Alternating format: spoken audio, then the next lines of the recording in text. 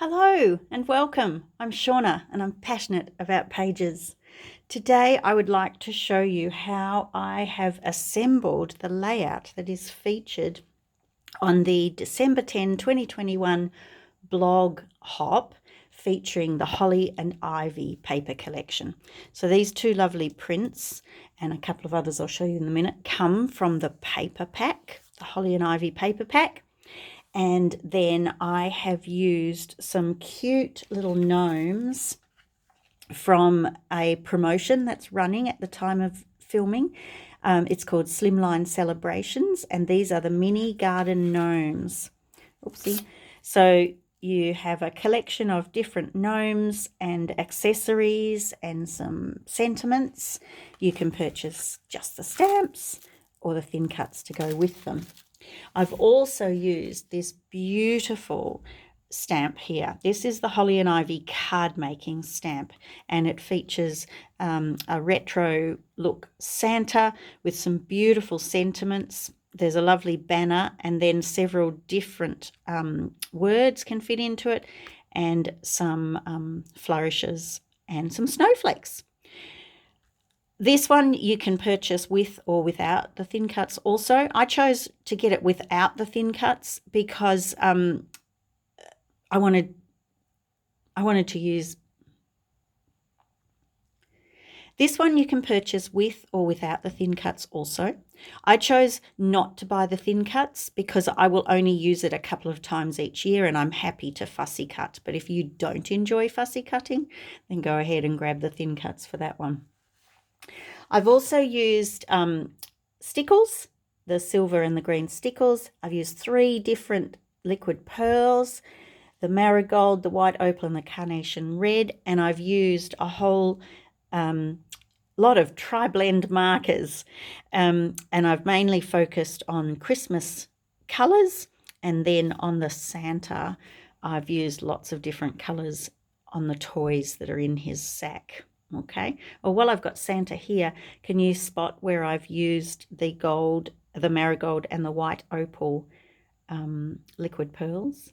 So I've added some texture to the fur and I've blinged up his buckles, which is kind of fun. Alrighty, now these Christmas trees are cut using a Cricut collection. Okay, Complete Creativity this one comes from, and this one I'm not sure if it's the same one or it's different. I'll link to those in the description.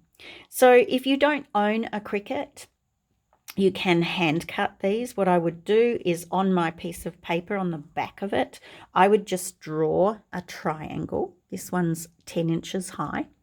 I would draw a triangle and then just draw some squiggly lines and cut it out, or go a bit avant-garde and just make your tree a straight triangle would work too. But I loved the look of this very uneven tree, and there's a couple of little fun things that are added into this Cricut cut. This one here cuts as a solid tree, and I have just hand cut it into 2 parts, and I'll show you why in a minute. And then I use some wood grain paper to cut a tree trunk, and the little star came with this tree as well, but you could substitute whatever you've got on hand. All right, let's get started.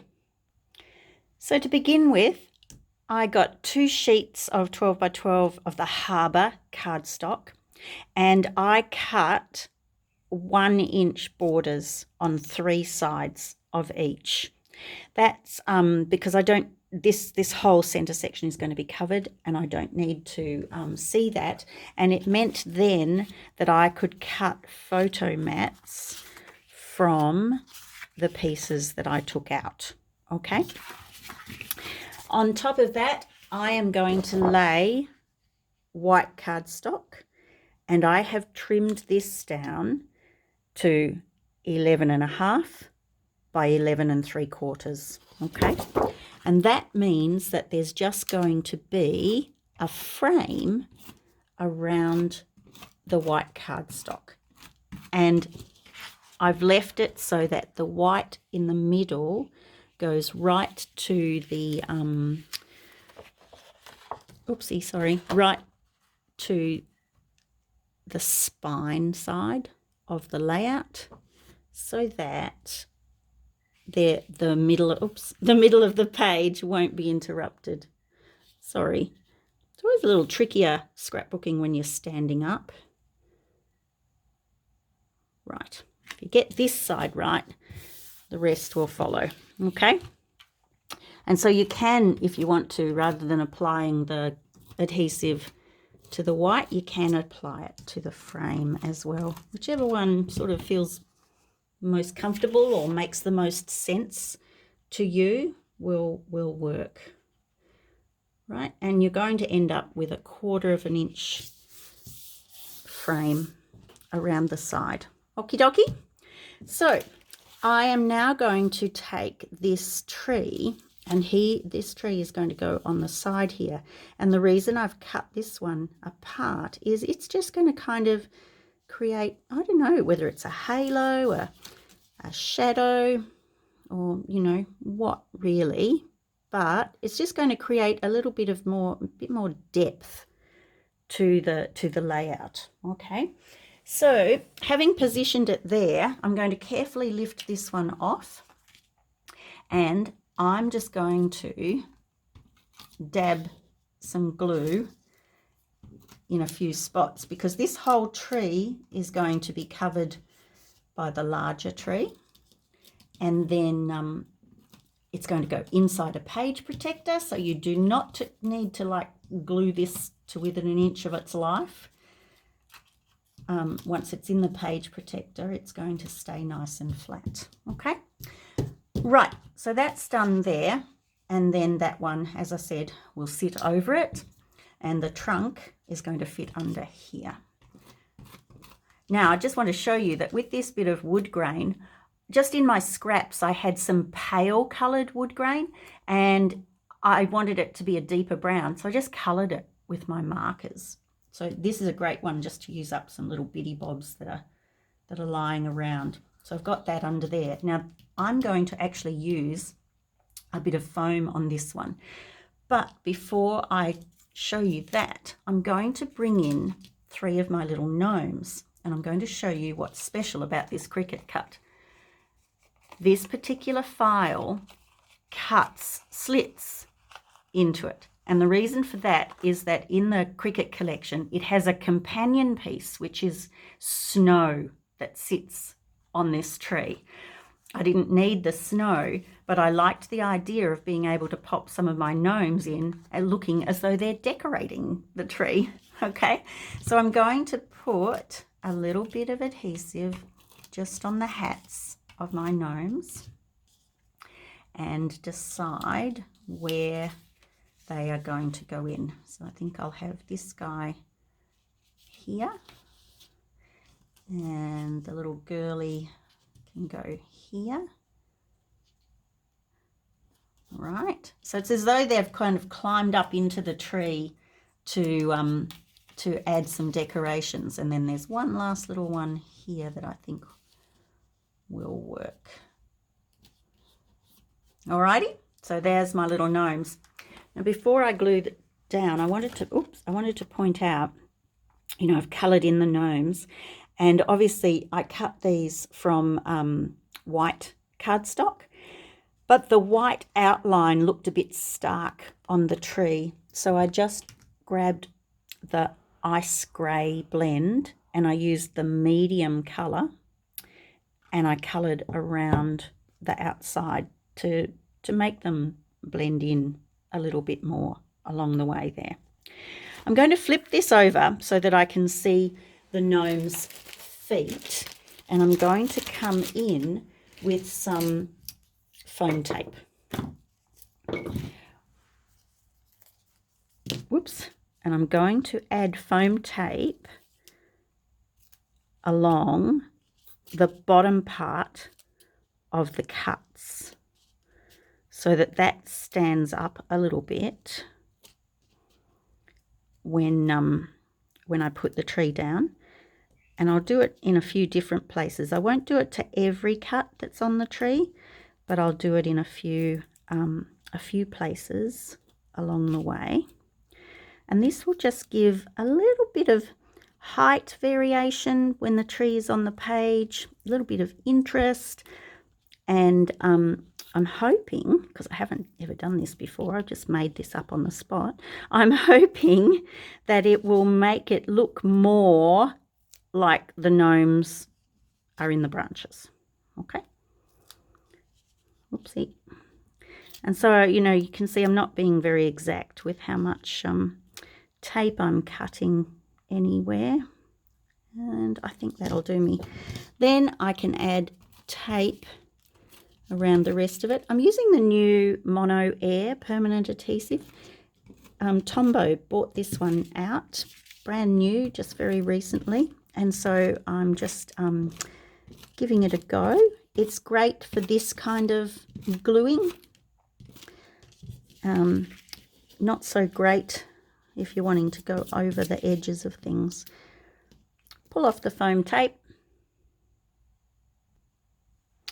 And then position it where you want it to be. And so by pushing down the pieces where I had tape runner, it gives me a little baby bit of dimension on the tree there. Okay. That's that bit done.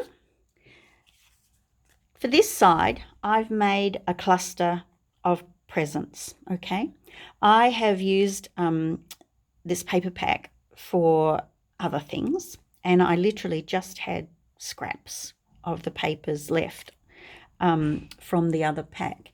And so I just cut them into some different size rectangles and squares and layered them up on here. I again use that same tri-blend marker, the ice grey, to go around the outside of each one to give it a little bit of dimension. And then I grabbed the stickles and the liquid pearls and just drew on some ribbons because I just couldn't be bothered cutting bits of paper. It will be enough. And this one is going to go down in the other corner.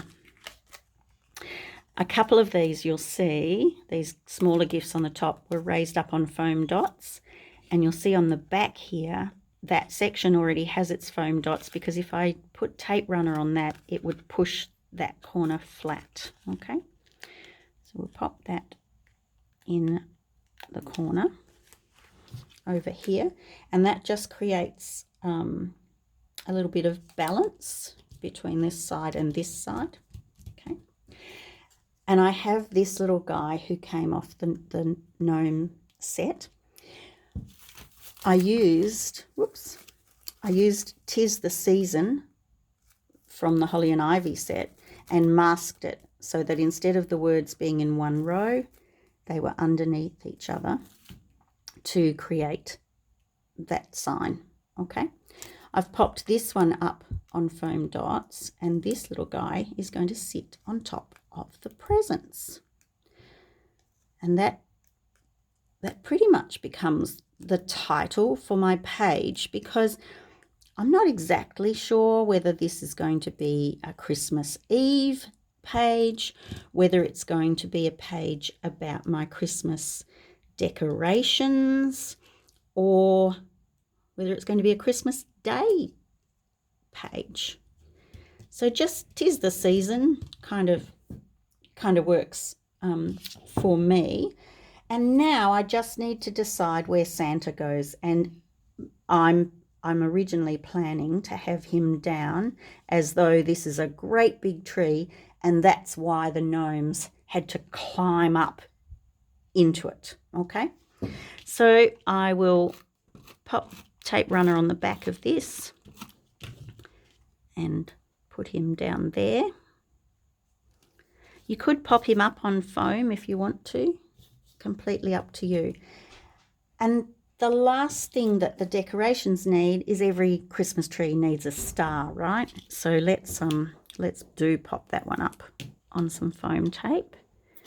And I'm just going to put a tiny little sliver on the point that comes down. Just a smidge. I love using the continuous tape for this kind of thing because you can get a really narrow little piece to stick down. And up it goes. There you go. Now it's completely up to you how you use the rest of the layout. Okay, so as I showed you earlier, I cut some different photo mats. So these ones are 6 1/4 by 4 1/4. That one's 3 1/4 by 4 1/4. This one is 4 inches by 4 inches. And then that one's 3 by 4. And I'm actually thinking that should have been 4 1/4. I'll fix that up in a minute. I'm thinking this might be where my journaling goes. Okay, now I'm not 100% sure this is the way the photos are going to end up. So what I do is I use the close to my heart adhesive, because they will end up in that general area, but they might just be slightly different orientations and things. And I just put a wee little dab on, just enough to hold the photo mount, but not like stick it firmly to the page. Okay. One there. So I'm thinking that whichever occasion I'm using this page for, there will be some group photos that I'll want to have on it. So that will work for group photos. Okay. This paper had a pretty red zip strip, and I've cut some the same length as these ones, and I'm thinking that they could be fun to go under here, just to give a pop of red around those photos. Oopsie. Like that. Okay. And then I can think about what I want to do to the white spaces around the page. So what I'm going to do is I'm going to add some candy apple and sage inks, and I'm going to use the 2 flourishes from the Holly and Ivy card making kit to add some accents around the page. I've put the flourishes on 2 long narrow blocks, and I've put one going vertically and one going sideways. It'll just make life faster for me. Okay, I'm going to start with the sage and pop a few going sideways, sort of in line with the tree, and then I'll turn it, actually I'll turn it the other way for the opposite side so that it's coming away from the tree. And one down here maybe. Yep. And then what I might do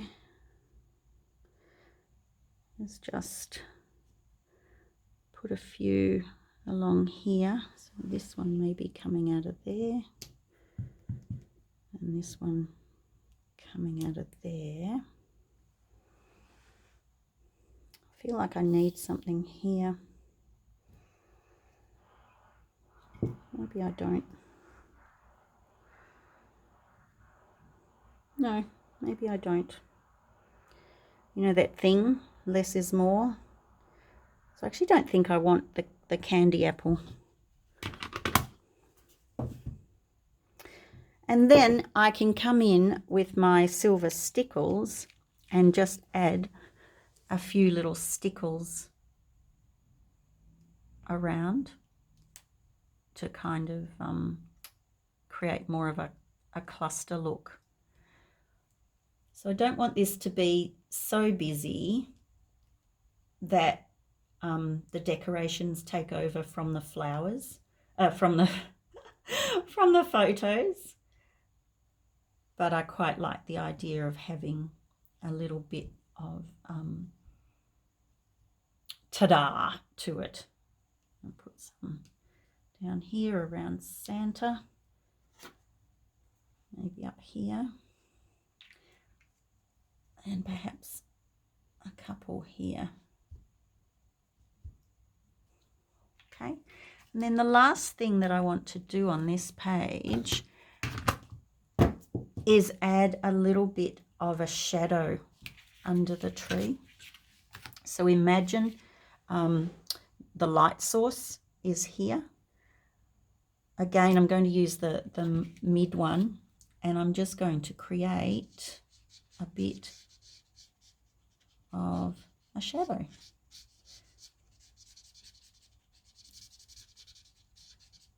And go up close to the tree there, and maybe in here. And then I'll do the same with Santa. And when this dries, the colour will be lighter, so it won't be as stark a contrast. Can you see the difference that makes? It kind of it grounds the tree and Santa. And then I'm going to go to the dark, and I'm just going to put a couple of little darker lines in here, because you know shadows aren't always solid grey. This is where my story can go, and if I decide that I do want to note that it's Christmas Eve or Christmas Day, I could stamp a title there. That's where I could put the candy apple red stamping. I think that would work really nicely. Otherwise, how about that one? Merry Christmas. Let's do that.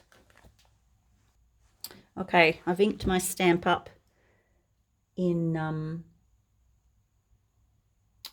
what's it called? Candy apple. Okay, I've inked my stamp up in candy apple, and I'll pop that there, hold it a minute, and lift. That's good. Yes, that fills that spot really nicely. And I will put a couple more drops of the silver on here. That makes me happier. Alrighty, so if you would like still shots and a bit more detail about, you know, exactly what products are used and things like that, head on over to my blog, passionateaboutpages.com, and look for the December 10, 2021 entry for Holly and Ivy blog hop. Enjoy your day and happy crafting.